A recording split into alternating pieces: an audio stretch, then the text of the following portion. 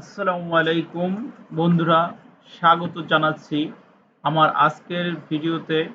আপনাদের সাথে আমি আছি মোহাম্মদ রুহুল আমিন। আজকের ভিডিওতে আমি আলোচনা করব কম্পিউটার পরিচিতি। কম্পিউটার পরিচিতির যে কম্পিউটার অপারেটিং সিস্টেম নিয়ে আমি আজকে আলোচনা করব।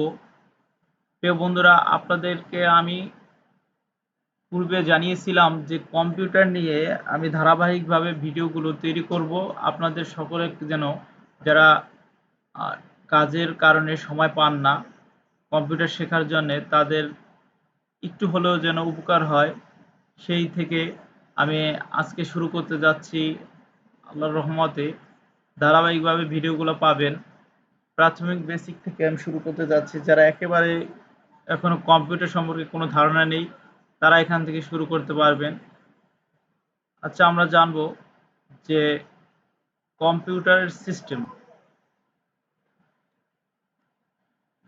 প্রিয় বন্ধুরা, আপনারা জানেন যে কম্পিউটার সিস্টেমকে কয়েকটা ভাগে ভাগ করা হয়।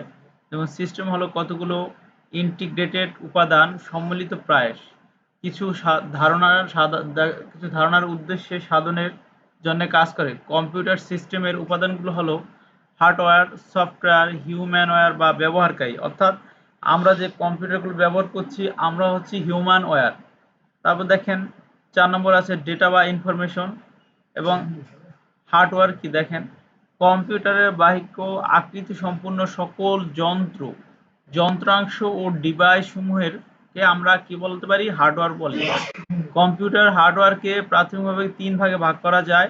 একটা হচ্ছে ইনপুট যন্ত্রপাতি, কিবোর্ড যন্ত্রপাতি, মাউস যন্ত্রপাতি, desk, scanner, card reader, digital camera ইত্যাদি। দেখেন এগুলো হচ্ছে ইনপুট যন্ত্রপাতি। আর সিস্টেম ইউনিট গুলো কি, হার্ড ডিস্ক, মাদারবোর্ড,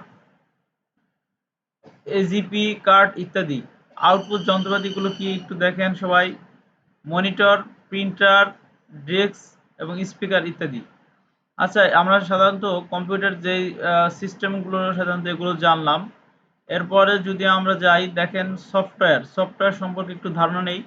সমস্যা সমাধান বা কার্য সম্পাদনের উদ্দেশ্যে কম্পিউটারের ভাষায় ধারাবাহিকভাবে সাজানো নির্দেশমালাকে প্রোগ্রাম বলে। প্রোগ্রাম বা প্রোগ্রামের সমষ্টি বা যা কম্পিউটারের হার্ডওয়্যার ও ব্যবহারকারীর মধ্যে সম্পর্ক সৃষ্টির মাধ্যমে হার্ডওয়্যারকে কার্যক্ষম করে তাকেই সফটওয়্যার বলা হয়। আমরা এখানে সফটওয়্যার সম্পর্কে ধারণা নিলাম। তারপর কি বলছে দেখেন, কম্পিউটার সফটওয়্যার প্রধানত ২ ভাগে ভাগ করা যায়। সফটওয়্যারকে আবার সাধারণত ২ ভাগে ভাগ করা যায়। তার মানে সফটওয়্যারকে আবার কত ভাগে ভাগ করা যায়? ২ ভাগে। একটা হচ্ছে সিস্টেম সফটওয়্যার, আরেকটা হচ্ছে অ্যাপ্লিকেশন সফটওয়্যার। আচ্ছা, আমরা দেখি সিস্টেম সফটওয়্যার কি।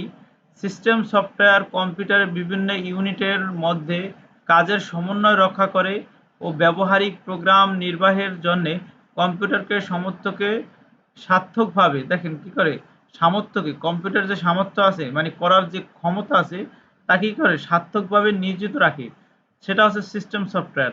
তারপরে দেখেন অ্যাপ্লিকেশন সফটওয়্যার কি। অ্যাপ্লিকেশন সফটওয়্যার হচ্ছে ব্যবহারিক সমস্যা সমাধান বা ডেটা প্রক্রিয়াকরণের জন্য ব্যবহৃত প্রোগ্রামকে অ্যাপ্লিকেশন সফটওয়্যার বলে। ব্যবহারিক সমস্যা সমাধানের জন্য অনেক রকম তৈরি প্রোগ্রাম বাণিজ্যিক পণ্য হিসেবে ব্যবহার করা যায়, যাকে সাধারণত প্যাকেজ প্রোগ্রামও বলা যায়। আচ্ছা দেখেন, তারপরে ৩ নম্বরে হিউম্যানকারী বা ব্যবহারকারী কি। ডেটা ডেটা ডেটা তো বলেন, ডেটা শব্দের অর্থ হচ্ছে তথ্য, ইংরেজিতে যাকে বলা হয় ইনফরমেশন। হ্যাঁ, ডেটা বা ইনফরমেশন ইনফরমেশন কি করে এখানে দেখেন, ডেটা সংগ্রহ বা ডেটা সংরক্ষণ, পরীক্ষণের, কম্পিউটার চালানো তথা প্রোগ্রাম লিখা, সিস্টেমগুলো ডিজাইন, রেকর্ড, লিপিবদ্ধকরণ ও সংরক্ষণের সফটওয়্যার ও হার্ডওয়্যারের মধ্যে সমন্বয় সাধন ইত্যাদি কাজগুলো সাথে যুক্ত সকল মানুষকে একত্রে হিউম্যান ওয়্যার বলা হয়। আচ্ছা, আমরা হিউম্যান ওয়্যার এই শব্দটা অনেকের সাথে আমরা এই শব্দের সাথে পরিচিত না, কিন্তু আমরা আজকে জানতে পারলাম যে হিউম্যান ওয়্যার বা ব্যবহারকারী আসলে কি। দেখেন প্রিয় ভাইরা, বন্ধুরা, ডেটা ইনফরমেশন, আসলে ইনফরমেশন বা তথ্যের ক্ষুদ্রতম এককে ডেটা বলে। তথ্যের ক্ষুদ্রতম একক, একটা তথ্যকে যদি অনেকগুলা টুকরো করা হয় তার ক্ষুদ্রতম একক হচ্ছে ডেটা। ডেটা হলো সাধারণ নয় এমন একটি কিছু বিশৃঙ্খলা ফ্যাক্ট, হ্যাঁ, যেটা প্রধানত দু ধরনের, একটা হচ্ছে নিউমেরিক আর একটা হচ্ছে অনিউমেরিক। নিউমেরিক ডেটাকে সংখ্যাবাচক ডেটা বলা হয়, যেমন আপনারা দেখতে পাচ্ছেন স্ক্রিনে। আর অনিউমেরিক ডেটা হচ্ছে মানুষ, দেশ ইত্যাদি, জীবিকা, ছবি ইত্যাদি হচ্ছে কি ইত্যাদি হচ্ছে ডেটা অনিউমেরিক ডেটা। এরপর দেখেন অপারেটিং সিস্টেম কি। আমরা অনেকেই শুনছি যে অপারেটিং সিস্টেম কথাটার সাথে আমরা অনেক পরিচিত, কিন্তু আমরা কি জানতে পেরেছি যে অপারেটিং সিস্টেমটা আসলে কি? দেখেন প্রিয় বন্ধুরা, অপারেটিং সিস্টেম হচ্ছে এমন একটি সফটওয়্যার যা কম্পিউটার প্রোগ্রামের এক্সিকিউশনকে নিয়ন্ত্রণ করে, যা কি করে শিডিউলিং, ডিবাগিং, হ্যাঁ ডিবাগিং, ইনপুট আউটপুট কন্ট্রোল, তারপর অ্যাকাউন্টিং, কম্পিশন এবং স্টোরেজ ইত্যাদিতে আনুষঙ্গিক কাজ করে থাকে। বর্তমান মাইক্রো কম্পিউটার বা পিসিতে বহুল ব্যবহৃত অপারেটিং সিস্টেমগুলো হলো ডস, উইন্ডোজ 95, উইন্ডোজ 98, উইন্ডোজ 2000 এবং ইউনিক্স, ডুবেন্ট, মিল্ট অপারেটিং সিস্টেম ইত্যাদি ইত্যাদি, এবং Windows XP, Windows vista, Windows 7, Windows 8, Windows 8.1 এবং উইন্ডোজ 10 লিনাক্স। এগুলো সাধারণত কম্পিউটার অপারেটিং সিস্টেম। আচ্ছা, আমরা জানলাম কম্পিউটার অপারেটিং সিস্টেম সম্পর্কে জানলাম। এরপর যদি আমরা দেখতে পাচ্ছি কম্পিউটার ব্যবহার, দেখেন কম্পিউটার ব্যবহারের দিকে যদি আমরা দেখি, কম্পিউটারের প্রচুর ব্যবহার রয়েছে। ঘরের কাজ থেকে শুরু করে ব্যবসায়িক, বৈজ্ঞানিক বিভিন্ন ক্ষেত্রে অপরিসীম ব্যবহার। সর্বোপরি যোগাযোগের ক্ষেত্রে এটি এনেছে অনন্য বিপ্লব। চিকিৎসা ও মানব কল্যাণে এটি এক অনন্য সঙ্গী। এক কথায় কম্পিউটার এমন এক যন্ত্র যা সকল কাজে সক্ষম। গুগলে কম্পিউটার ব্যবহার। আচ্ছা দেখেন, আমরা দেখতে পাচ্ছি যে জিআইএসএ কম্পিউটার মানে জিআইএস প্রযুক্তির ক্ষেত্রে কম্পিউটার ব্যবহার। এই প্রযুক্তি কম্পিউটারে নানা মানচিত্র তথ্য যুক্ত করা হয়েছে, অর্থাৎ আমরা সকল কাজে কম্পিউটার ব্যবহার করতে পারবো। দেখেন কম্পিউটারকে কয়েকটি ভাগে ভাগ করা হয়েছে। কম্পিউটার প্রকারভেদ, কম্পিউটার প্রকারভেদকে আবার তিনটি ভাগে ভাগ করা হয়েছে, সাধারণত analogue computer, digital computer, hybrid computer.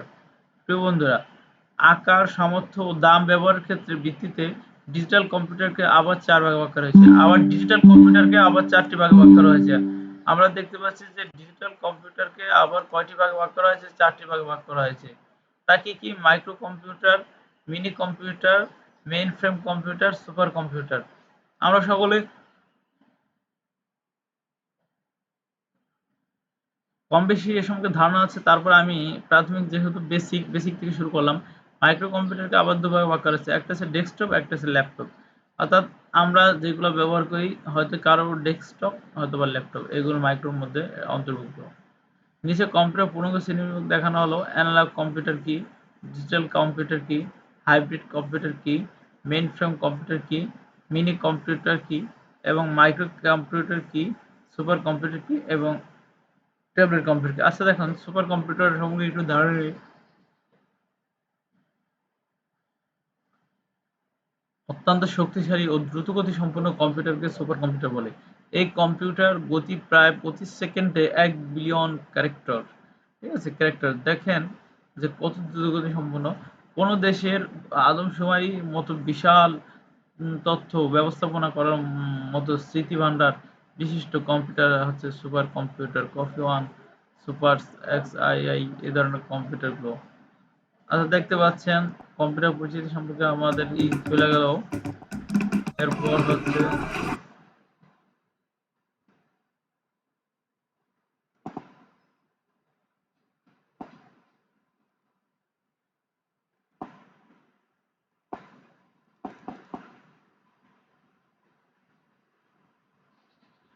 Computer ব্যবহার ও পরিচালনার পূর্বে সাধারণত বাণী ও পালন যেগুলা আপনারা দেখতে পাচ্ছেন, কম্পিউটার ধারে কাছে দেওয়া বা ওই ধরনের কোনো প্রবেশ বন্ধ করতে হবে, কারণ এগুলো হার্ড ডিস্কে মারাত্মক কুফল আনতে পারে। প্রিয় ভাইরা, আমরা যে কম্পিউটার বা ল্যাপটপ ব্যবহার করব এর সম্পর্কে কিছু ধারণা তো থাকতে হবে। একটা জিনিস ব্যবহারের আগে ব্যবহারের নীতিমালা বা ব্যবহার ম্যানুয়াল যদি আমরা না জানি, এ সম্পর্কে যদি না কনসেপ্ট থাকে আমাদের, আমাদের কথাগুলো যদি ক্লিয়ার না হয়, তাহলে আমরা কিভাবে আগাবো সামনে? অতএব আমাদের উচিত হবে আমাদের কোনো সম্পর্কে ভালোভাবে একটা জ্ঞান অর্জন করার পরে আমরা সেই পদক্ষেপ গ্রহণ করব।